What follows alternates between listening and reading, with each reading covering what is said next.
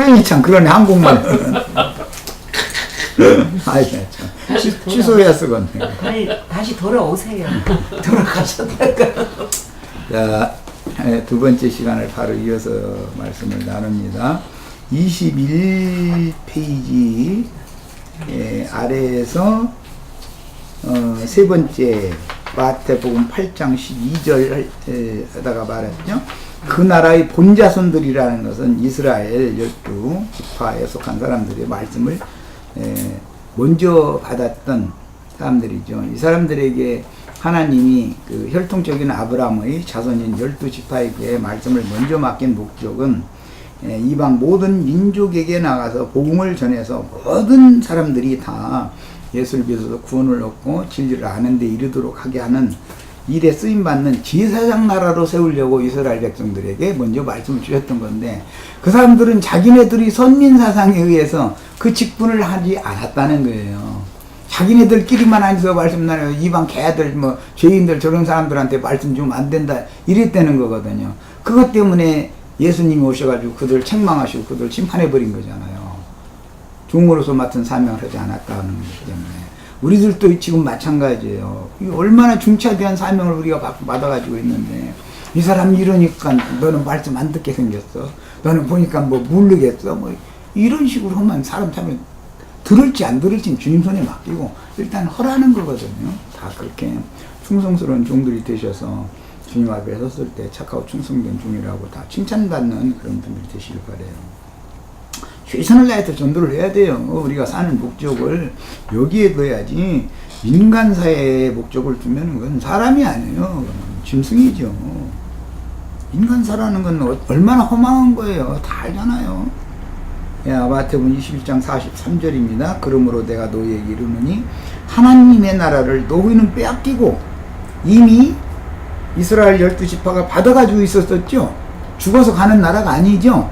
하나님의 나라를 이스라엘 하나님의 본자손들이 받아가지고 있었는데, 그런데 그 사람들은 예수님이 오셔서 증거하는 그 말씀을 거부하고 주님을 대적했을 때 그 하나님의 나라를 이제는 뺏겨버린다는 거예요. 그리고 그 나라 열매 맺는 백성이 받으리라. 이게 이제 궁극적으로는 복음을 받아들인 믿는 이들인 이방인들에게로 이게 이제 이루어졌지만, 그 당시로부터도 그 당시의 상황으로서는 세리, 창녀, 모든 죄인들, 이 사람들이 오히려 복음을 받아들인 것이거든요. 그들은 이뤄진 양이다. 예수님이 이스라엘의 이뤄진 양이다, 이렇게 표현을 했습니다. 주님은 구약 성경에도 이미 어제 그 말씀 중점으로 나눴으니까 충분히 이해하실 거예요.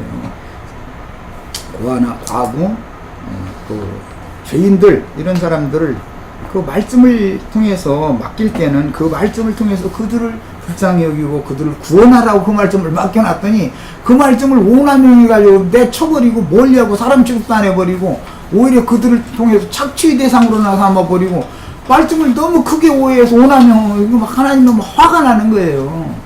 이런 이치를 꼭 깨달으셔야 되겠어요. 우리들도 이런 위험에 처해질 수 있다는 거예요. 그러니까 언제든지 사람이 말씀 좀 이렇게 그 깊이가 있고 높이가 좀 폭이 넓은 이런 말씀을 들으면은 사람이 자신도 모르게 교만해질 수 있는 것이거든요. 그럼 그거 큰일 나는 거라고. 죽어라고 나름으로는 헌신하고 다 해놓고 나서 주님 앞에서 심판을 받을 때 말이야, 내가 이런 네 옆에 말에 이런 불쌍한 영혼을 너한테 붙여놨더니 그 영혼을 너무 배척해버리고 말이야, 가까이 하지도 않고, 그래가지고 그 영혼에 상처받아가지고 예수 믿는 거 자체를 거부하게 됐고, 뭐 세상 교회 막 헤맸다가 인생 마치고 말았네. 네 책임 아니냐? 그러면 어떻게 할 거냐 말이야. 이런 걸 우리는 잘 생각을 해보셔야 되겠어요. 그 다음에 계시록 1장 6절, 그 아버지의 하나님을 위하여 이제 줄을 쳐놓습니다. 우리를 동그라미 해놓습니다. 나라와 제사장으로 삼으신, 이게 천국, 하나님의 나라 할 때 그 나라라는 것은, 킹덤이라는 거는 우리들 자신이지 어디에 있는 어떤 장소가 분명히 아니죠. 우리란 말이야. 우리가 나라란 말이야. 제사장은 목사님을 말한다고 다 목사들이 이렇게 가르쳐놔가지고 이건 오해한 거예요. 그게 아니고 피로 사신받은 모든 성도들은 다 제사장들이에요. 다. 예. 이것이 성경의 가르침이에요. 그러니까 우리는 성경을 따라가는 사람들이지 어떤 사람이 뭐라고 했다. 그런 건 다 필요 없는 소리인 거예요. 사람 얘기가 무슨 소용이 있어요. 하나님이 뭐라고 말씀하셨는가가 그렇게 중요하다. 그러니까 우리들 자신이 피로 사신받은 우리들 자신이 주님의 나라가 되는 거고 다 제사장들이다. 그래서 이걸 제사장 나라다 그런 거예요. 우리는 다 복음을 전할 책임을 다 맡은 전도자들이다 이거. 그럼 제사장이라는 게 또 뭐냐? 구약 시대에는 짐승 잡아서 이렇게 피 뿌리고 뭐 이렇게 하는 율법 제사를 하는 걸 제사장이라고 그랬어요. 근데 오늘은 그 이제 인용을 안 한 건데 갑자기 지금 생각났었는데 로마서 15장 16절을 다 같이 본인의 성경책으로 읽어보겠습니다.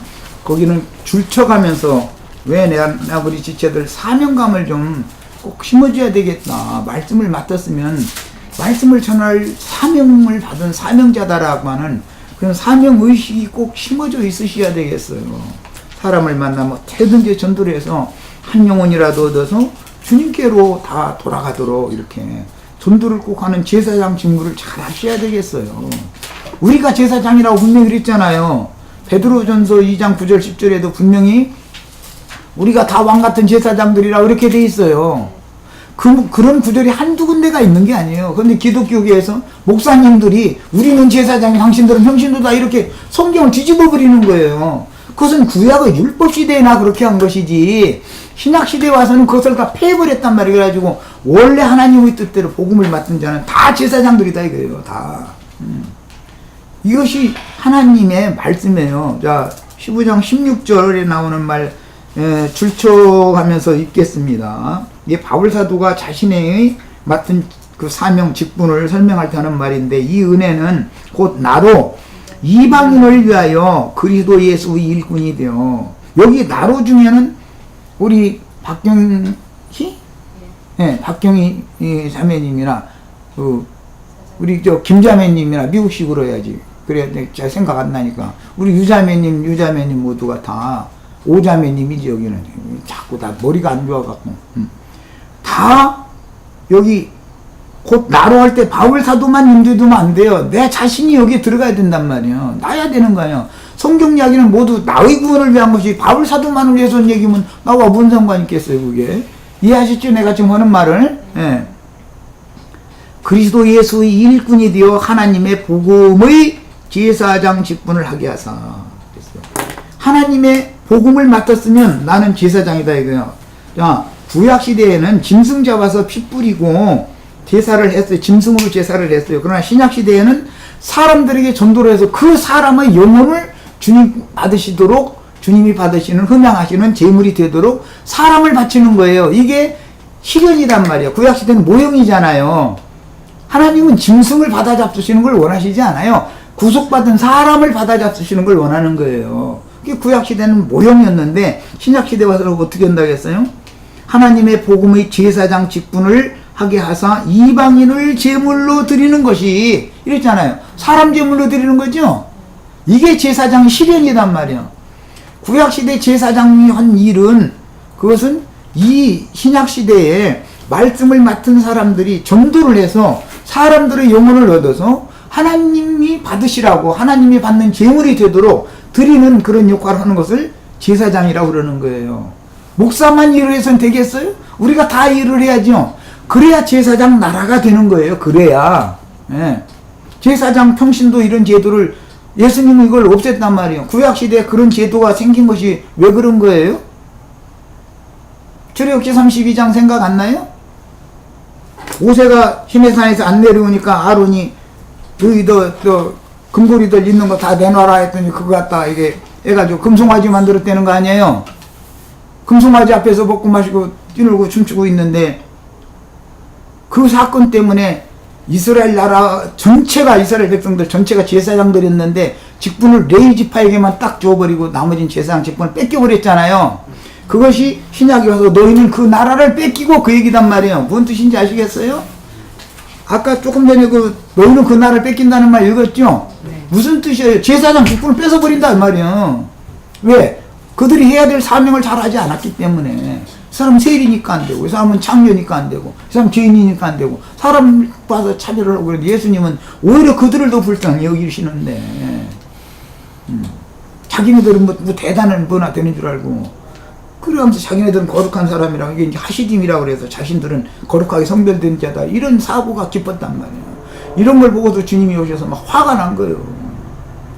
내가 너에게 말씀을 맡겼을 때는 모든 이방인들, 온천하에 있는 모든 사람들에게 나가서 너희가 다 전도를 해서 세상 나라를 주님의 나라가 되게 하는 것, 내 나라가 되게 하는 것을 위해서 너에게 먼저 말씀을 맡겨서 제사장 맡겨서 제사장 나라를 삼아놨더니 너희가 한다는 것이 이게 뭐냐 말이에요. 그래서 그 나라를 그들은 뺏긴 거예요. 그 직분을 뺏긴 거예요. 그리고는 열매 맺는 백성, 뭐예요? 전도해서 사람 얻어서 주님께 바칠 수 있는 사람들이 그 나라를 받는다 이 말이에요. 이해하셨죠? 오늘 다 이 축복을 다 받으시기를 바래요. 신앙생활을 하면 뭘 알고 믿어야 돼. 알고. 목사님이 우리는 막 기름 부음 받은 제사장이고 막 그러면 왜 당신만 기름 부음 받았냐고. 기름을 어떻게 받았느냐고.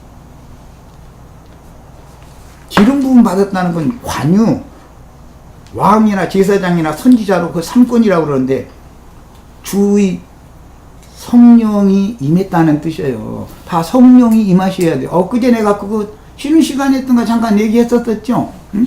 하나님이신 여호와이신 여호와의 말씀, 그 다음에 말씀이 육신이 되신 예수의 영, 예수 그리스도의 영, 그 영, 이게 관유다. 살려주는 영이 되신 최고 우리에게 지금 누구에게나 다 그 영을 받으면 다 제사장들이 되는 거다. 이게 하나님의 뜻이다 이거예요. 하나님은 모든 성도들이 다 복음에서 구원을 얻고 다 진리를 아는데 이르기를 원하시는 게 하나님의 뜻이에요 이게. 그런데 막 우리는 특별하고 너희는 정신도 오고 너희는 돈이나 내고 나는 뭐 일어나고 이거 말씀 가르치는 사람이니까 말이야. 이렇게 호의호시고 살고. 그런 구절이 성경 어디가 나오냔 말이야. 얼마나 무지한 신앙생활을 하냔 말이야 지금. 나도 한때는 두 가지 일을 한꺼번에 한다는 게 자기 가정 책임져가면서 낮엔 가서 힘들게 일을 해야 되니까 하고 저녁 때나 모이라고 해가지고 그 불과 몇 명 되지도 않는데 우리 집에서부터 말씀 가르치기 시작하고 나도 그렇게 하는 게 너무 힘들었어요. 나도 조금 내 양심 속이고 이런 구절이 있는 거 살짝 이렇게 건너가고 빼버리고 다른 거 좋은 것만 가르치고 해가면서 말이야 좀 헌금 좀 받아서 좀 조금 편안하게 좀 사는 방법을 하면 더 많은 사람도 얻을 수 있을 것 같고 그런 생각이 막 시험이 끊임없이 왔었어요. 그래도 정말 참 은혜가 있어서 주님께서 내가 너를 세웠을 때 너마저 변질되어 버리면 난 다른 사람 누구를 내가 찾아내서 그를 통해서 반드시 내 일을 할 거다. 너 알아서 해라. 난 확실하게 이런 음성을 들었어요. 하나님은 사람을 얻었다가 사람이 변질되면 버리면 그뿐이에요. 사람을 얼마든지 얻어다 쓰실 수 있어요. 하나님이 전능하신 하나님인데 왜 그 일을 못 하시겠어요? 그게 내가 막 겁이 번쩍 나서 알겠습니다. 그 대신 내 생활에 대해서 주님이 정말 꼭 믿을 수 있도록 뭔가 난 지금으로서는 어떤 표징이 나타나야지 지금 이 상태로는 난 도저히 더 이상은 어려우니까 주님 나에게 확실한 어떤 증거를 좀 보여달라고 심지어는 나도 믿음이 흔들리니까 흔들리지 않으려고 그런 기도도 나 사실 해보고 그랬었어요. 사람 다 이렇게 약한 거죠 뭐. 그래도 오늘날까지 이렇게 왔어요. 그러니까 우리는 성경이 하라는 대로만 하는 거예요. 그게 바른 신앙 양심을 가진 사람의 태도잖아요. 누가 뭐라고 해도 세상이 어떻게 굴러가도 어쨌든 주님의 말씀에서 뭐라고 나에게 사명을 맡기고 이 사명을 어떻게 하라는 것까지 낱낱이 다 지시하시고 하면 그대로 해야 되는 거거든. 나머지 문제는 주님이 책임질 거니까. 사실은 뭐 궁극적으로 답답한 건 주님이 답답하지 뭐 인간이 누가 답답해가지고 솔직히 또 이제 하도 악이 복받치면 또 이제 그런 생각 가진데 나는 거야. 아니 나까지 뭐 이렇게까지 심하게 이렇게 힘들고 누가 이거 해먹느냐고 나 혼자나 믿겠다고 그냥 혼자나 믿게 해달라고. 그렇게 못하게 하시면 또 그것도 못하게 사람 주고 이거 꼭 붙잡아 놓고서는 이러도 저러도 못하게 하고 내가 주님 말 안 들으면 주님만 답답하지 알아서 하세요. 막 나 이렇게까지 했어요 사실은 솔직히. 그런데 주님은 도배장이요. 나 답답할 거 하나도 없어. 너 같은 놈 버리면 되고 다 순종을 싼다 다 예배해놨어. 그런데 그 중에 네가 잘못 걸린 거지. 나 주소 드릴 사람 얼마든지 있어. 딱 이러시면 할 말 없는 거예요. 하나님이 누가 답답하시겠어요. 내가 성가하는 거 보고 사람이 이러니까 말씀도 그렇게 주고받고 하는 거예요. 일단 엉뚱한 데까지 가버렸네. 자, 계시록 5장 10절 더 나갑니다. 그들로는 피로 사서 하나님께 드려진 자들을 말한 거예요. 그 앞절 9절에 그 말씀이 나왔죠. 계시록 5장 9절에는 그들로 우리 하나님 앞에서 나라와 제사장들을 삼으셨으니 그들이 땅에서 왕노로 타리로다. 여기 땅에서 왕노로 타리로다라는 말은 지금 어제는 이제 혼인에 대해서 얘기를 했고 오늘은 땅을 다스리는 자, 땅을 왕노로 타는 자, 이제 창세기 1장에서부터 나오는 말이에요. 하나님 자신의 형상과 모양으로 사람을 만들 때 남자와 여자를 창조하셔가지고 그들을 우리의 형상과 모양으로 만들어서 모든 생물을 다스리게 하고 땅을 정복하며 다스리게 하자 이렇게 했죠. 거기 땅을 다스리는 거예요. 그런데 이 이야기가 땅에서 왕노로 탄다라고 이제 신약에는 번역을 이렇게 했죠. 그러면 땅을 다스린다라는 말은 개인적 적용을 할 때는 주의 성령과 연합되어서 한 영이 된 영에 의해서 내 마음이 다스림을 받아야 된다는 뜻이에요. 다스린 자는 첫째는 예수님이니까 왕 중에 왕은 예수님이니까 먼저 적용할 때는 예수님이 나를 다스리셔야 돼. 내 마음을. 내 마음을 요동하거나 흔들리거나 시험당하도록 놔두면은 주님이 이 땅을 딱 그 견고한 발로 딱 붙들고 이루고 계셔야지, 짓밟고 계셔야지. 이걸 멋대로 조금 우리나라 충청도 말로 말하자면 짬을 조금 주면 얘가 이상한 짓을 하게 돼 있어. 인간의 마음이라는 요사지를 많이 하거든. 그래서 주님이 지경을 전체를 넓히셔서 온 땅을 다 밟으셔야 돼요. 그 아브라함 동서남북 사방을 보고 바라봐라. 네가 가서 밟는 땅은 네 땅이 되리라. 이 말은 예수님이 온 인류를 다 지배하는 왕이 된다는 걸 상징하는 말이에요. 기본적으로 적용할 때는. 그리고 가나안 땅을 가서 이제 정복하는 이야기를 할 때는 이스라엘이 가서 가나안 땅을 정복하잖아요. 그럼 가나안 땅에는 이미 함의 저주의 저주를 받은 함의 아들인 가나안 족속이 거기 퍼져 있는 거잖아요. 그들을 저주한다라는 것은 저주받은 인간들의 마음을 은혜를 입은 하나님의 군대가 가서 정복한다라는 뜻이기 때문에 그것은 이제 단체적인 적용이니까 그때는 예수 그리스도의 성령을 힘입는 그래서 언약궤 말씀을 앞세워서 나가서 싸워야만 이긴다고 되어 있는 거예요. 이스라엘 군대만 나가면 지잖아요. 언제나 전쟁에 언약궤를 앞세워 나가야지 말씀을 앞세워 가야지. 그런데 이런 것은 모두 복음 전파를 통해서 사람들을 얻어오는 면이 있고 그 사람들을 잘 양육해서 그 사람들 속에 있는 더러운 가나안 7 족속 그랬지만 신약에는 7 귀신이라고 설명을 해놨죠. 구약 성경에 가나안 7 족속이라고 했어요. 근데 신약 성경에 7 귀신이다 그래서 이거는 완성으로 가는 완전수를 사용한 것이기 때문에 7이라는 건 인간의 마음속에 여러 가지 요사스러운 것들을 일으키는 그 귀신들의 역사가 있다는 거예요. 사람의 생각이 막 여러 가지로 시험을 당하는 것이거든요. 이걸 이제 7이라는 숫자로 이제 대표를 해 놓은 거예요. 이런 것들을 완전히 다 제압을 해야 된다는 거예요. 뭘로? 주의 성령이 오셔서 이걸 완전히 다 제압을 해버려야 된다는 거거든요. 그러면 주님의 나라가 거기에 세워지는 거예요. 이게 가나안 땅에 하나님 나라 세우는 얘기단 말이에요. 이제 이런 것이 구원사다. 자, 이런 걸 이제 염두에 두고 나가는 말씀을 더 보겠습니다.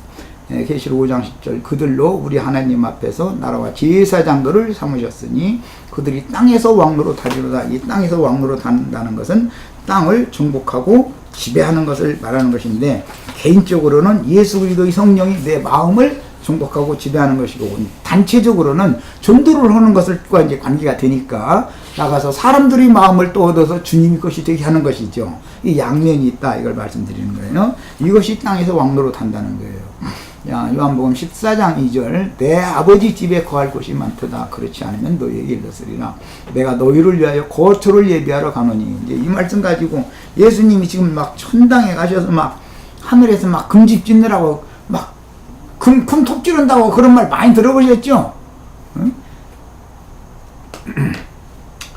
우리 형제 자매님들의 영혼이 산볼이라고도 표현되고 보석으로도 표현되지만 다른 면에서는 여기 믿음으로 연마되어지고 믿음으로 온전케 되어진 영혼 상태를 금으로 상징을 해요. 정금.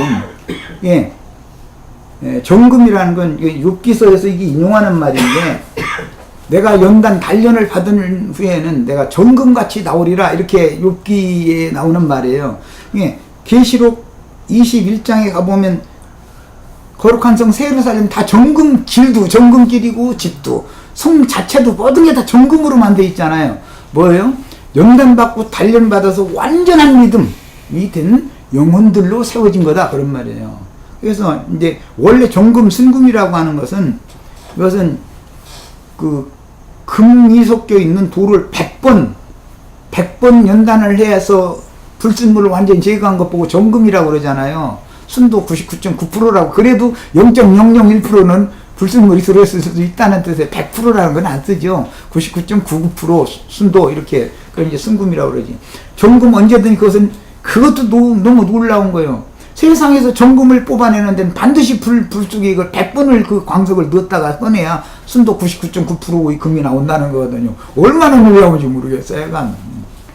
그런데 우리의 믿음은 연단과 시험을 최소한 100번을 당해봐야 정금 같은 믿음을 가진 영혼들이 된다는 거예요. 이 영혼들로 지금 영원히 주님과 함께 거할 새 예루살렘이라고 하는 새 집을 지금 짓는 얘기인데 이것은 형제 자매님들의 영혼이 정금같이 단련된 그런 믿음으로 완전케 되어진 영혼 상태를 말하는 것이지 예수님이 혼자 가서 천당에서 지금 금 자르고 있다 이거는 너무 황당한 소리인 거예요. 나 자신의 영혼을 주님이 지금 마름질을 하는 거예요. 이 모양 저 모양으로. 그래서 순도가 99.99%지만 이제 세상에서 그렇지만 거긴 100%야지. 이제 거기는 불순물이 전혀 섞이지 않은 완전한 금으로 주님과 함께 영원히 거할 집을 지금 짓는 얘기인 거예요. 이치를 해. 성경이 뭔 얘기하면 이게 다 나를 말한다라고 생각해야 이해가 되는데 막 예수님이 막 천당에서 지금 막 금 자르고 있다 막 이러고 앉았으면 내 자신이 금이 되셔야 돼요. 다 그렇게 되시기를 바래요. 믿음의 연단을 반복해서 받아가지고 불순물이 제거된 땅에 속한 성분, 육신에 속한 성분 이것이 완전히 빠져나간 완전한 그런 영혼이 되어져가지고 그 영혼들을 규격에 맞춰서 마름질을 여기서 지금 교회에서 하는 거예요. 필요대로 해가지고 예루살렘에 들어갈 때는 딱딱 그가 들어갈 위치가 정해져 있어요. 어제 그건 이제 충분히 말씀드렸죠. 목수가 어떤 거 집 재료를 만들 때는 조그만 톨락 하나라도 계산이 있어서 그거 만들어 놓는 거거든요. 완성품으로 가서 할 때는 그거 딱딱 갖다 제자리에 끼우는 거잖아요. 이런 식으로 하나님의 집을 짓는 거다. 이 땅에서 지금 현재 우리는 정금으로 바름질 되어지고 있는 중이다. 이런 성경의 말씀에 대해서 이해가 꼭 있으시기를 바라요. 자, 그 다음에 이제 물질적으로는 예루살렘 성전에는 주성전이라고 하는 그 황금 도무로 되어 있는 이제 오늘날 예배당의 본당이라고 그러지. 그리고 이 주위에 삥 둘러서 이제 그 지성전들이 쭉 있어서 제사장 방도 있고 11조 들여놓는 방도 있고 재물 들여놓는 방도 있고 쭉 있었었어요. 그래서 이제 그 본성전과 여러 지성전들이 있었는데 이것은 본성전은 예수님을 상징하는 거예요. 본당이라고 했었지만 그건 미련한 소리들이고 구약의 율법에서 본성전이라고 하는 것은 예수님인 거예요. 성전의 본체는 예수님이에요. 기본적으로. 그 다음에 우리 형제 자매님들이 지성전으로 많은 건물들이 또 이렇게 쭉 에워싸여 있는 거예요. 해가지고서 전체 성전을 이루는 거예요. 그래서 예수님은 본성전이고 우리 믿는 성도들은 지성전으로서 그래서 각 건물마다 서로 연락하고 상합해서 성전으로 지어져 가느니라. 에베소서에 이렇게 돼 있죠. 각 건물들이단 말이에요. 각 지건물들이지. 본 건물은 주님이고 본 성전은 이렇게 돼 있는 거예요. 이게 하나님의 성전이다. 이런 이상이 꼭 밝아지셔야 돼요. 이런 것도 올라가면서 요한복음 14장에 보면 막 예수님이 말이야 우리 죽은 다음에 데려가려고 막 거기 가서 지금 금 잘라서 말이야 집지러 갔다고 이러고 있고 말이야. 얼마나 무식한 사람들이냐고 이게 사람들이. 자, 고린도전서 3장 9절 읽겠습니다. 예, 거처를 예배하러 갔는데 오셔가지고 3일 만에 새로 새집 지었죠. 예? 거처를 예배하러 간다 그랬는데 내가 십자가에서 죽는다 그걸 예언한 거예요. 그럼 내가 사흘 동안에 다시 새집 짓겠다 일으키어 세우리라 그랬잖아요. 이게 가가지고 바로 사흘 만에 오신 거예요. 그런데 아직 무식한 사람들이 그냥 예수님이 아직 금 자르느라고 아직 오시지도 않았잖아요. 지금 이렇게 무식하게 가르쳐놨다고요. 이거 막 세뇌당하다 보니까 진리를 증거할 방법이 없어. 예, 고린도전 3장 9절 우리는 하나님의 동역자들이요. 말씀 전하는 사람들 동역자들이 어제 말씀으로 하자면은 장가들 예루살렘의 아들들인 것이죠. 너희는 이것은 시온의 딸들이에요. 하나님의 밭이요. 밭이 있으면 씨가 있어요. 동역자들은 씨를 가진 거예요. 이제 혼인은 그래서 천국 혼인으로 비유한다 어제 말씀드렸죠. 예. 예수님이 신랑이지만 맨 먼저 그분이 대표 신랑으로 오셔서 천국 말씀씨를 심으셨고 그 말씀씨를 지지자들에게 맡겼기 때문에 마태복음 13장에서는 천국의 아들들을 좋은 씨는 천국의 아들들이요 가라지 씨는 악한 자의 아들들이요 복수로 이제 나가는 거예요. 먼저는 예수님과 마귀가 다투고 그 다음에는 주님의 제자들과 사탄의 사자들이 다투는 거예요.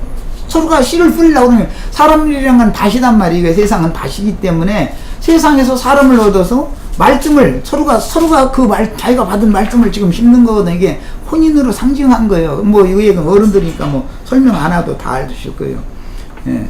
그래서 뭐 어디에서 천국 혼인잔치가 있으니까 오라고 초대를 한다는 거잖아요.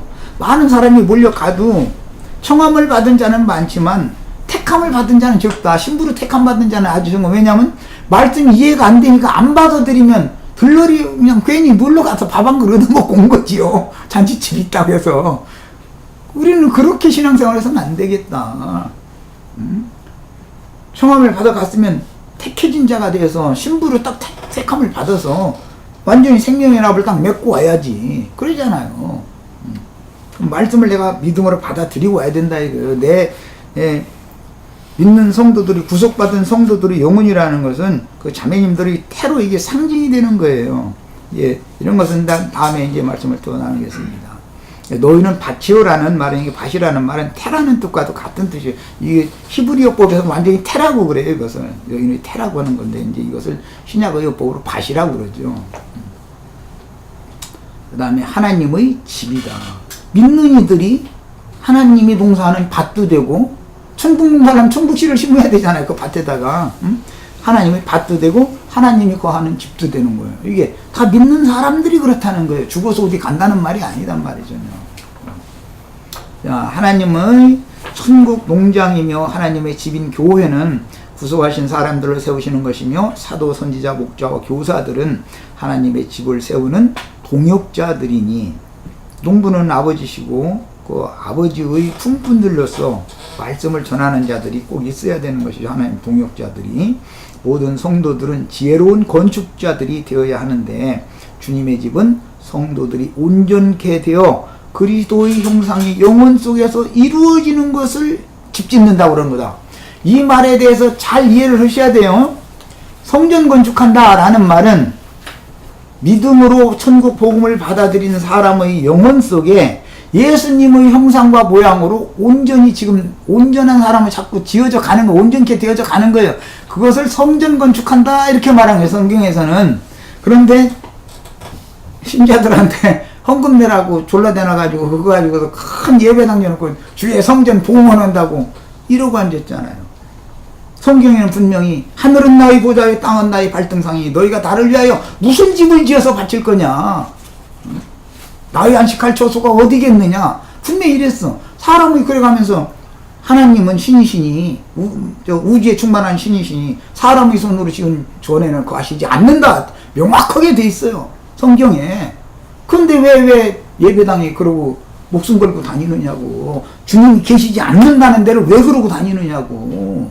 정말 아주 정말 숨통 막혀. 그런 구절이 그럼 그 사람들이 성경을 안 읽느냐? 다 알고 있습니다. 그 사람들도. 그 구절이 있다는 것들. 그런데도 막무가 내는 거예요. 이건 뭐예요? 하나님을 불신한다는 말이잖아요. 하나님 뭐라고 하셨거나 말았거나 나는 나대로 하겠다 그 말이잖아요. 지금. 이런 신앙생활을 우리는 접으셔야 됩니다. 이제는. 절대 그런 신앙생활 하시면 안 되겠어요. 성경에는 모두 다 사도들이 전도를 했을 때는 다 누구누구의 집에 있는 교회에 편지한다. 누구누구의 집에 있는 교회에 편지한다. 집에 있는 교회를 실행을 했어요. 사람의 손으로 지은 큰 예배당이나 성당에 있는 교회에 편지한다는 말은 없어요. 성경에는 누구누구의 집에 있는 교회라는 말만 있어요. 이런 것을 우리는 성경대로 하는 거예요. 성경으로는 그렇게 하는 거예요. 바울 사도가 사도행전 마지막 28장에 보면은 새 집을 빌려서 오느니 가느니에게 전도를 했는데 누구도 막는 사람이 없었다 그래요. 바울 사도가 능력이 없어서 좀 많은 사람들한테 전도했으니까 뭐 십시일반으로 좀 조금씩 내가지고 뭐 우리 집안째 지차 해가지고 거기 모이면 왜 안 됐겠어요? 바울 사도가 그만한 능력이 없어요? 왜 새 집 빌려서 전도를 했겠어요? 사람들이 양심이 있으면 성경을 읽을 때 정말로 똑바로 봐야 된다 이거예요. 그런데 그게 가리는 것이 있어. 그 구절이 있어도 내가 이런 말하면 지금 시대가 이런데 아니 시대가 바꿔진다고 말씀도 바꿔져요? 하나님이 딱 그 시대에 따라서 이랬다 저랬다 하면은 어디다 기준점을 두고 우리가 신앙생활을 할 거예요?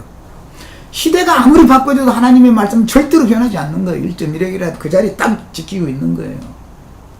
하나님은 해로도 상징돼. 그래서 우주 모든 만물 천체계가 다 운행할 때 해를 중심으로 해서 움직이니까 태양계라고 그러잖아요. 해는 그 자리에 있는 거예요. 다른 행성들이 해를 중심으로 도는 거지. 해가 만약 이리 갔다 저리 갔다 막 돌아다니면 이 우주가 뭐가 되겠어요? 엉망이 돼버리지.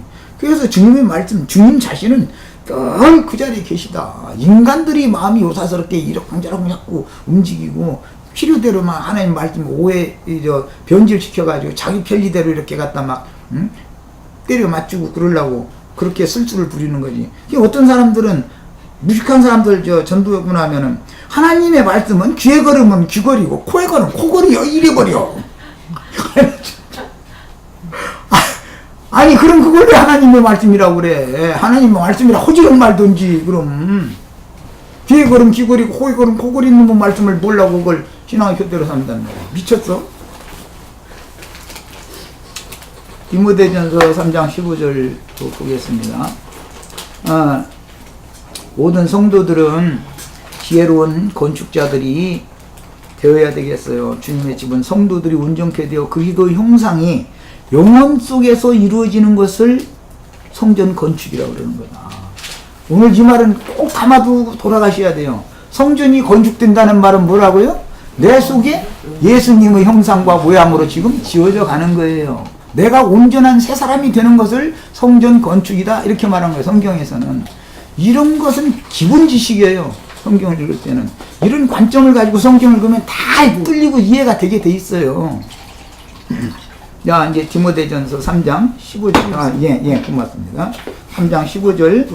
내가 지체하면 너로 하여금 하나님의 집에서 어떻게 행하여야 할지를, 이건 디모데 보고 바울 사도께서 죽음을 앞두고 하는 말이에요. 이제 유언으로 남기는 말이죠. 그것을 알게 하려 함이니 이 집은 하나님의 집, 이 집은 살아계신 하나님의 교회요 진리의 기둥과 터니라. 명확하잖아요. 무슨 예배당이 진리의 기둥과 터겠어요? 거기가 살아계신 하나님의 집이겠어요? 그런 게 어디가 있어. 사도행전 7장에 분명히 성경에 하나님은 사람의 손으로 지은 집에는 거하지 않는다고 사도행전 7장 48절부터 몇 절 읽겠습니다. 이거 보여드리려고 그래요. 이 구절 이사야서에서 인용하는 말도 이게 성경이 많이 나오는 말이에요. 사실은 사도행전 7장 48절부터 솔로몬이 하나님을 위하여 집 짓는다고 지었는데 하나님은 마음이 충만하신 신이기 때문에 사람이 손으로 지은 전에 가는 것이 아니다라는 설명하는 말씀 중에 나오는 거예요. 그러나 지극히 높으신 이는 손으로 지은 곳에 계시지 아니하시나니 그랬죠? 사람이 손으로 지은 벽돌집에 하나님이 계셔요? 안 계셔요? 안 계신다겠어요? 계신다겠어요? 계신다고 했어요. 안 계신다고 명확하게 해놨잖아요. 그러면 거기 가지 말아야 될 거 아니야 이제. 아니 성경에 성경에 계시지도 않는다는 데는 왜 가느냐고. 계신다는 데를 가야지. 선지자에서 말한 바 주께서 이르시되 하늘은 나의 보좌요 땅은 나의 발등상에 너희가 나를 위하여 무슨 집을 짓겠으며 나의 안식할 처소는 어디냐. 어디요? 구속받은 형제 자매님들의 영혼이지. 그렇잖아요? 이 모든 것이 다 내 손으로 형제 자매님들 사람을 지은 창조자가 다 당신이 손으로 지은 전에나 나는 있을 것이지 사람의 손으로 지은 전에는 난 있지 않겠다. 지금 그 말한 거잖아요. 이렇게 확실한 구절이 여기만 나오는 게 아니에요 사실은. 그런데도 이 구절을 안 읽어본 사람은 없어요. 예배당 다니는 사람이면. 그런데 이상하게 귀신이 이걸 가려버려. 계시가 안 오게 만들어버려. 이게 얼마나 이 신앙세계가 놀라운지를 아셔야 돼요. 마귀가 어떻게 역사하는지를. 자, 그 다음에 자료 말씀 22면으로 가겠습니다. 오늘 25페이지까지 하려고 했더니 안 되거든요. 주님의 복을 받은 약속의 기업인 젖과 꿀이 흐르는 가나안의 실제인 주 안에 침노하여 들어가서 천국은 침노하는 것이다 그랬죠. 예수님은 침노당하는 중이다 이 말이에요. 누가? 형제 자매님들이 예수님의 영과 예수님의 마음을 나의 영과 나의 마음에 연합시키기 위해서 내가 뺏어야 된다 이 말이에요. 천국을 내 거 삼아야 된다 이 말이에요. 그 예수를 믿는 것은 이런 것을 말하는 거예요. 천국은 침노당한다 그런 거예요. 이것은 가나안 땅에 쳐들어간 것을 상징이죠. 구약시대에 가나안 땅에 침노에 들어갔잖아요. 그건 상징이지. 그것은 젖과 꿀이 흐르는 가나안 땅이라는 예수님의 영과 예수님의 마음을 말한다. 예수님의 정신세계를 말한다 이거요. 천국이라고 하는 거는 어제 말씀 중점으로 나눴죠. 예수님의 그 새 영과 예수님의 새 마음을 나의 영과 나의 마음에 연합시키기 위해서 내 침노에 들어가서 여기 악한 귀신들이 내 마음속에 일곱 귀신들이 가득하기 때문에 이것을 주님께서 발로 다 짓밟아버리고 정복해버리고 쫓아내달라고 가나안 족속들을 물리치고 쫓아내는 게 그걸 상징한다 이거요. 내 마음속에 있는 모든 나는 그 생각이라는 게 얼마나 여러 가지 혼잡한 것들이 많아요. 세상 돈 버는 돈벌이 하는 거 어떻게 하면 육신의 안위를 구하고 축복 구하고 심지어 어떤 이상한 사람들 그 이상한 짓 하는 사람들도 있잖아요. 예배당 열심히 다니면서도. 세상 사람도 안 는지 성격도 많거든. 더러운 말 할 필요가 없으니까 안 하니까 그러지.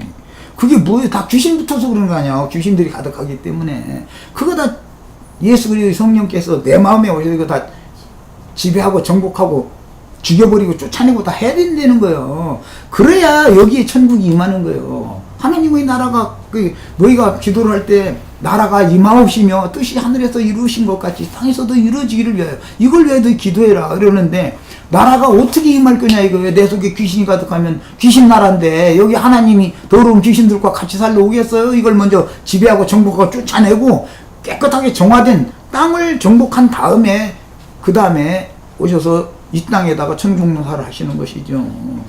태가 더러우면 더러운 데다가 남자라는 건 자존심이 그런 얘기 할 것도 없죠.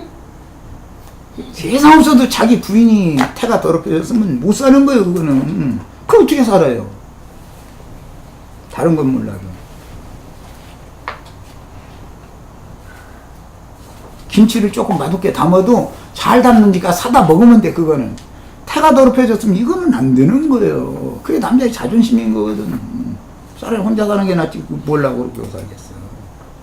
하나님도 자존심이 그렇단 말이야. 근데 오늘 인간 나라가 막 타락하다 보니까 이제 그쪽으로 나가면 한두 것도 없어. 예, 아브람과 사라의 후사들 곧 새하늘과 새 땅에 펼쳐지는 새로운 만유인 천국의 후사들이 되기 위해서는 주님이 선포하신 왕국 헌법으로 약속하신 신령한 복을 상으로 받아야 하는데 영이 가난하고 마음이 온유한 것은 천국의 왕이 나에게 임하실 수 있는 시온의 대로가 잘 닦여진 심령 상태의 여부를 말하는 거다. 그러니까 더럽혀진 태를 우선 정결케 하는 작업부터 하는 거예요. 그래서 예수님 피로 씻는다 이게 그럼 표현이죠. 그것은 세상사로 말하자면 여인의 태를 일단 치료부터 해야 되는 거예요. 그래야 결혼을 하는 거예요. 이게 상징이야. 이제 그 사라가 아들을 영 못 낳았을 때는 태가 더럽혀졌다는 거잖아요. 그래 태를 하나님이 이제 고쳐주셨더니 이삭이 나타나고 이렇게 돼 있잖아요. 그 이제 저 선지자들은 그것을 설명을 할 때 땅을 고친다 이렇게 해놨잖아요. 땅이 무슨 병 걸렸어요? 예레미야 선지자, 에스겔 선지자는 땅을 치료하는 하나님 선지자를 보내서 땅을 치료한다 이랬잖아요. 땅이 뭔 병 걸렸어요? 그게 뭔 말이겠냔 말이에요. 인간의 마음이라는 게 더럽혀진 걸 상징하는 것이지.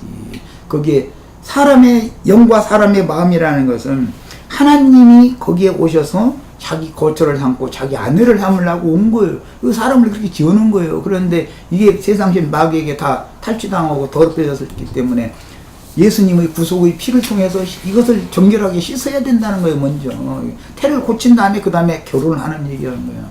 반드시 그래서 세상신 마귀에게 먼저 더럽힘을 당한 죄인들에게 전도를 하러 오시는 거예요. 그래서 아담이 처음에 하나님의 지음을 받았을 때 아담 부부는 처음에는 죄 없었었죠. 그냥 지음받은 사람이었을 뿐이지. 뱀의 말을 받아들였을 때 그 영혼이 더럽혀진 거지. 그렇잖아요. 그러나 죄가 없는 상태라고 해가서 하나님의 아내가 되는 건 아니다는 거예요. 태가 치료를 받았다 할지라도 말씀이 진리의 말씀씨가 심어져서 여기서 발화되어지고 거듭나야 된다 이거예요. 천국 사람으로 빛의 자녀로 다시 태어나야만 되는 거예요. 이게 복음의 시작인 거예요. 자, 그 다음에 마태복음 8장 11절로 12절 또 너에게 이르노니 동서로부터 많은 사람이 이르러 아브라함과 이삭과 야곱과 함께 천국에 앉으려니와 그 나라의 본자손들은 그 나라의 본자손들이랑 이스라엘 12지파잖아요. 바깥 어두운 데 쫓겨나서 거기서 슬피 울며 이를 갈게 되리라고 했는데 그럼 바깥 어두운 데가 뭔가를 알아야 되잖아요. 이게 지옥 같다라고 사람들이 일었는데 지옥이라는 말이 아니에요. 예수님이 지옥이라는 것을 모르고 바깥 어두운 데라는 걸 몰라서 말씀을 줄 몰라도 이렇게 하시겠어요? 말씀을? 하나님 같이 정확하게 말씀하시는 분이 없는 건데. 자, 그럼 본문의 천국은 그리스도인들의 교회를 말하고 바깥 어두운 데라는 건 짐승인간들이 세상을 말하는 거다. 기본적으로 성경 가는 의도를 잘 이해하셔야 돼요. 이 세상은 어둠이 충만한 걸로 보는 것이지 이 세상에 빛이 없어요. 세상에 다 빛이 있는 것처럼 공의 공법 빛을 비추는 사람인 것처럼 떠들지만 다 그게 위선이고 불의 불법을 위장하는 것이지 거기에는 진실한 의와 하나님의 공의와 하나님의 진실한 선이 역사되는 게 아니에요. 세상이라는 건 전부 광명을 가장한 천사들이라고 그래요. 고린도후서 12장 이렇게 돼 있죠. 광명의 천사를 빛의 천사를 가장해서 나타난다는 게 세상에 그럴 짠 말을 하는 사람들 전부. 이 세상은 어둠의 세계로 보는 거예요. 그래서 계시록에 그 7 교회들은 어둠의 밤바다를 항해하는 배로 상징하기 때문에 교회는 등대다 이러는 거잖아요. 우리는 다 지금 어둠의 세상을 지금 지나가고 있는 배잖아요. 이게 이력편주. 여기 막 태풍 한번 불면 이리 흔들 저리 흔들 막 그냥 인생사가 다 그렇잖아요. 그런데 여기 교회라고 하면 등대가 있어야 그 빛을 보고 방향도 잡아갈 수 있고 한국어 어디 있다는 걸 알고 정확하게 갈 수 있다는 거예요. 이게 다 상징하는 거예요. 자, 그 다음에 이제 23면으로 갑니다. 마태복음 22장 11절로 13절. 임금이 손님들을 보러 들어올 때 이것은 혼인잔치를 배설을 하고 사람들을 이렇게 초대한 얘기죠. 네? 지금 우리가 지금 여기 저기 천국 혼인잔치 열렸으니까 늘 다 잔치집에 오라고 다 전화로 다 초대했는데 사람들이 안 오죠 지금. 근데 또 예수님이 초대했는데도 안 왔다고 했어. 왜 안 왔느냐 했더니 술을 샀으니까 밭갈이를 한번 가서 해보야 하느니 가게를 하나 장만했는데 물건 잘 팔리게 생겼는지 뭐가 손질해야 된다느니 핑계거리는 다 많더라는 거예요. 난 장가 갔는데 새색시 두고 나 혼자 여기 올 수 없다고 했었고 말이 많더라는 거죠. 이게 참 세상사는 너무 분유한 거야. 비의지 임금이 손님들을 보러 들어올 때 거기서 예복을 입지 않은 한 사람을 보고 이르되, 여기 이제 예복을 입지 않은 한 사람이, 예, 이건 대표성을 갖는 거지만 상징으로서, 그러면 이 혼인집에 온 이 사람이 예복을 입는 것은 이건 셈조고 이제 혼인 문화를 알아야 되는 일인데, 우선 이 문제는 좀 설명이 필요해요. 셈족은 혼인을 할 때 신랑 집에서 신부 집에다가 그 노잣돈과 그 혼수를 마련할 돈을 먼저 보내요. 그걸 예, 빅물이라고 그래, 빈폐물이라고 그러죠. 그걸 먼저 보내는 거예요. 그런데 신랑 집에서 가난한 신랑이면 천을 떠도 좀 허른 걸 떠서 보낼 수밖에 없겠죠. 그래도 시집 오는 날 너무 좋은 비단 옷을, 저희 아버지는 우리 친정하고 잘 자르니까 비단 좋은 걸로 끊어다가 옷을 이쁘게 만들어 입고 오면 신랑이 그 사람한테는 근데 이제 파혼이 되는 거예요. 반드시 신랑이 보낸 걸 서로 옷을 지어서 입고 오는 거예요. 야, 이것은 하늘이 예수 그리스도 신랑 예수 그리스도를 우리의 새 옷을 지어 입을 새 천으로 보내셨단 말이야. 예, 새 천을 낡은 옷에다가 기워 입지 말아라. 이제 뒤에 보면 그렇게 말씀 나오죠. 새 천은 예수님 자신을 말하는 거예요. 천이라는 것은 옷감인데 이건 상징이고, 옷이라는 것은 부끄러운 것을 덮는 걸 상징하잖아요. 가리는 거잖아요. 그 원래 셈족은 옷을 우리처럼 이렇게 혼다고 그러는데 이렇게 바느질해서 이렇게 입는 게 아니고 둘둘 말아 입거든요. 이렇게 아직도 아랍 족속들은 그러고 다니잖아요. 이렇게 원래 그렇게 하는 거예요. 이게 셈족의 문화예요.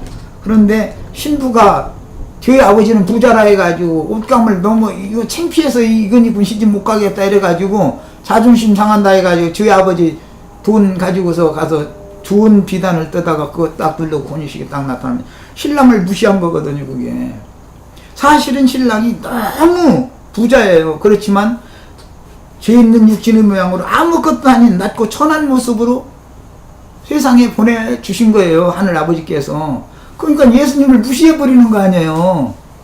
그걸 상징하는 거예요. 그게. 그럼 파혼당하는 거예요. 약혼을 했을지라도. 그 신랑이 그 여자한테는 장가한 거 그냥 돌아가 버리는 거거든요. 그게 이제 셈족의 문화예요. 그 다른 데 보면은 또 은 한 입을 잊어먹었는데 그 처녀가 막 사방을 다 쓸고 찾는 얘기가 나오죠. 왜 그러느냐? 신랑 집에서 그게 노자로 보내준 돈이거든. 빅물로, 빅배로. 그 돈을 반드시 그 돈을 가지고서 노자를 삼아서 가야 되는 것이지, 자기 아버지 친정아버지가 부자래요. 그마 가지고 아이 그까이는 없으면 잃어버리, 이게 동전 그까이는 1원짜리 그까이 거 뭐하고 잃어버리면 혼인이 파약되는 거예요. 이게 셈족의 문화예요. 이게 이 혼례법은 성경이 굉장히 중요하게 많이 다뤄지기 때문에 이해를 잘 하셔야 돼요. 예수님이 세상에 오실 때, 하늘 아버지께로부터 세상에 오실 때는 세상 사람들의 눈으로 볼 때는 너무 아무것도 아닌 모습으로 보냄을 받은 거예요. 그 함부로 취급 당한다 이거예요. 그렇게 하면 안 되는 거죠. 하늘이 정한 대로 가장 고귀한 분이지만 그렇게 보내신 거예요. 그래도 그분을 귀한 분이라고 알고 영접을 해야 혼례가 이루어지는 거거든요. 이제 이런 예법을 기본적으로 알아야 돼요. 이 예복을 입지 않은 예 때문에 그래요. 예복을 입지 않았다라는 말은 신랑 집에서 보낸 천으로 옷을 만들어 입지 않았다 그 말인 것이지, 옷을 안 입고서 혼인집에 왔다는 말이 아니에요. 너무 좋은 옷을 입고 온 거예요. 뭔 말인지 아셨어요? 예. 한 사람이 옷을 너무 좋은 고급 옷을 입고 딱 나타난 거면 눈에 딱 띄는 거예요. 그 혼주가 딱 보니까, 그러니까 그것이 얼마나 중요한 범죄였으면 이르되 친구여 어찌하여 예복을 입지 않고 여기 들어왔느냐. 혼인에 참수할 예복을 입어야 된다는 거거든요. 그리스도와 함께 신배를 받은 자는 그리스도로 옷 입었느니라. 갈라디아서는 이렇게 돼 있죠. 그리스도로 옷을 입어야 되는 것이지, 세상에서 뭐 유명한 사람이다, 뭐 세상에 법 없어도 살 사람이다, 뭐 무슨 뭐 성자다 성녀다, 그런 사람들의 행위를 본받아 가지고서 혼인잔치에 갈라겠다니 이 처지길름 그런다 그 말이요. 뭔 말인지 아시겠어요? 그리스도의 의로 옷 입어야 되는 거예요. 그리스도의 의로만 오직. 네. 그런데 어찌하여 예복을 입지 않고라고 그러니까 벌거 벗고 왔다는 말이 아니고 너무 좋은 옷을 입고 왔는데 하나님의 눈으로 볼 때는 신랑을 무시한 거예요. 그것이 또 혼주를 무시한 거예요. 다 혼주가 생각이 있어서 그렇게 보낸 건데 여기 들어왔느냐 하니 그가 아무 말도 못하거늘 임금이 사환들에게 말하되 그 손 발을 묶어서 바깥 어두운 데에 내던지라. 아니 혼인집에 초청받은 어떤 사람이 갔는데 예복 뭐 자기가 입고 싶은 옷 입었다고 수족을 결박해서 바깥에 내던져. 이게 세상사 같으면 이게 말이나 되는 소리예요? 우리 아들 장가 보냈는데 내가 혼주라면 내 마음에 안 드는 사람 왔다 해가지고 저 수족 결박해가지고 밖에 쫓아내버려 이랬다는 말인데 그게 있을 법한 말이냐고요. 천국의 법이라는 게 뭔지를 아셔야 돼. 그래서 그러니까 주님께서 말씀을 증거하는 그 모임에 간 사람들은 아무것도 아닌 정말로 천하고 낮은 모습으로 자기들 앞에 와서 말씀을 전하러 오셨지만 그분이 하나님의 아들인 것, 그분이 메시아인 것을 믿는 마음으로 공경하는 마음으로 가야만 되는 것인데 껍적대고 갔단 말이에요. 이제 말하자면 이렇게 저놈이 뭔 소리 하나 한번 들어보자 이제 이러고 간 사람들이 많거든요. 그게 바리새인, 서기관, 율법사 이런 사람들이 꽤 많았거든요. 그걸 상징하는 말이에요. 지금 그 사람들은 뭐예요? 외식하는 옷을 긴 옷 걸쳐 입고서는 거드름 떨고 한 거예요. 목을 얼마나 꼿꼿이 내세웠겠어요. 하나님이 다 보고 있는 거예요. 오늘날 만약 이 자리에 와서 어떤 큰 예배당 목회에 성공했다고 소유하는 세상 목회에 성공했다는 사람들 여기 앉아있다고 보세요. 얼마나 거드름을 피겠어요. 하나님 딱 집어내는 거예요. 옷이라는 것은 사람 행위를 말하는 거예요. 피 뿌린 옷을 입었다 이거 성도들의 옳은 행실이로다 그러잖아요. 믿는 이들의 이 믿음으로 행하는 행실을 옷 입는 걸로 상징한단 말이에요. 성경에는 이게 신부가 입어야 될 옷이라고 상징을 해놓는다 이거예요. 이 성경이 말하는 이 예복에 대해서 잘 이해가 있으셔야 되겠어요. 그래서 율법자, 서기관, 바리새인 이런 사람들은 수족일 결박당해가지고 밖으로 쫓아낸 것이다 이거예요. 예. 임금이 그래서 바깥 어두운 데 내던지라 거기서 슬피 울며 이를 갈게 되리라. 여기 바깥 어두운 데라는 것은 무슨 말이냐, 유대교 체제에 그냥 갇혀있게 놔둬버리는 거예요. 유대교라고는 종교 조직에 거기에서 해방받아가지고 주님의 천국으로 데려가려고 예수님 오셨는데 유대교 종교 조직, 오늘날로 말하자면 세상 교회라고 하는 것은 바깥 어두운 데다 이게 주님의 교회와는 좀 안 맞는 곳이다 이거예요. 시간이 다 돼서 일단 여기까지 하고 23페이지 이후에는 내일 또 직접 이어서 하도록 하겠습니다. 마치겠습니다.